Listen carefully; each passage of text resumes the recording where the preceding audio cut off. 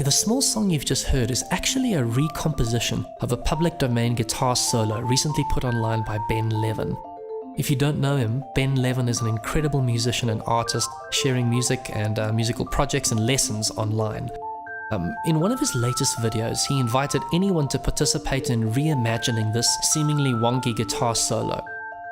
His intention was to see the creative approaches people might adopt in handling this piece of audio, not only to see what they might do with it, but also to see the process that they take. I thought it might be helpful to record myself along the way and just to share a little bit of how I approached it.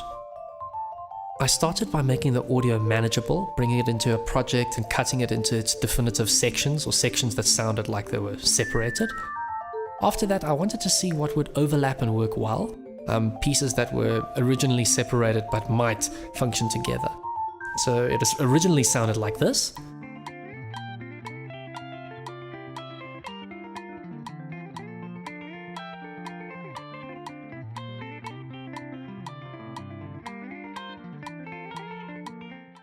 Normally when dealing with a new riff or a new project, it can be great to completely destroy a sound, stretch it out, or do something really counterintuitive with it. But I thought it would be nice to not add much more than I was given, to use just the solo and to create a whole song from a solo. After a little while, you do find some nice overlaps, but the rhythms might be disjointed.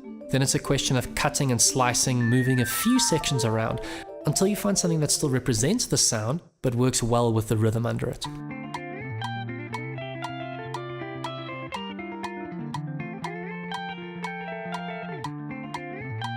The rhythms came out better.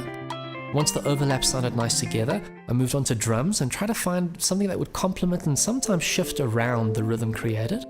You'll see I'm very liberal with my movements. I really don't mind what I try, as long as I come up with something that might be beyond my original expectation or intention.